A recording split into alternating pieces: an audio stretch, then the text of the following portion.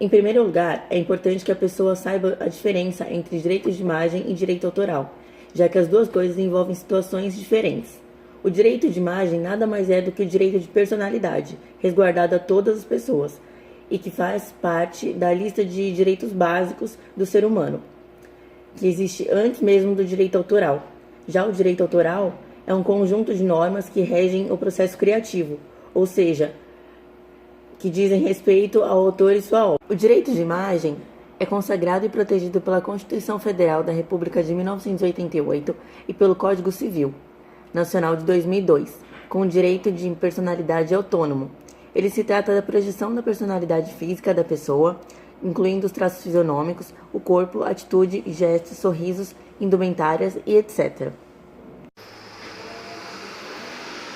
O direito à imagem alcançou uma posição relevante no âmbito dos direitos da personalidade graças à extraordinária progressão das comunicações e à importância de que a imagem adquiriu no contexto publicitário e dá à pessoa retraída a possibilidade de remuneração pelo uso de sua imagem. Sendo assim, é importante sempre se atentar para o uso do que será feito da imagem de outra pessoa, sobretudo quando sem autorização expressa ou mediante o pagamento pelo uso, pois se a pessoa retratada se sentir prejudicada ou desrespeitada de alguma forma, ou tiver sua imagem usada para fins lucrativos, ela poderá acionar a justiça e solicitar uma indenização. No entanto, não basta apenas a exposição pública da imagem de uma pessoa para configurar a violação do direito de imagem. No Brasil, a ação penal só progride quando se prova de fato que o uso da imagem provocou algum prejuízo ou dano real na vida do retratado, como consequência da exposição daquela imagem. O direito à própria imagem é inalieável, é intransmissível, uma vez que não há como desassociá-lo do seu titular.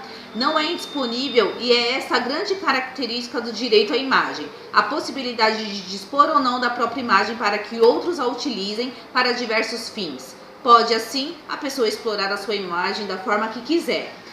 Ela assumiu uma posição de destaque no contexto dos direitos da personalidade, como eu informei, devido ao extraordinário progresso tecnológico.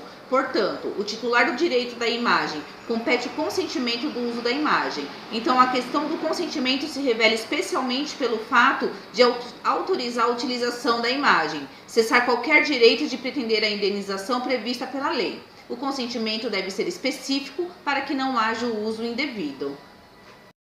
Podemos classificar violações em 3 tipos. O primeiro, quanto ao consentimento. O indivíduo tem a própria imagem usada sem que tenha dado qualquer consentimento para tal. O segundo é quanto ao uso. O consentimento é dado, mas o uso da imagem ultrapassa os limites da sua autorização. O terceiro é quanto à ausência de finalidade, que justifiquem a exceção. É o caso das fotografias de interesse público ou de pessoas célebres, cujo uso da imagem leva à inexistência da finalidade que exige para a limitação do direito da imagem. Acontece quando o uso dessas imagens não tem um caráter cultural ou informativo. Todas essas formas de violação do direito à própria imagem importam em culpa indenizável.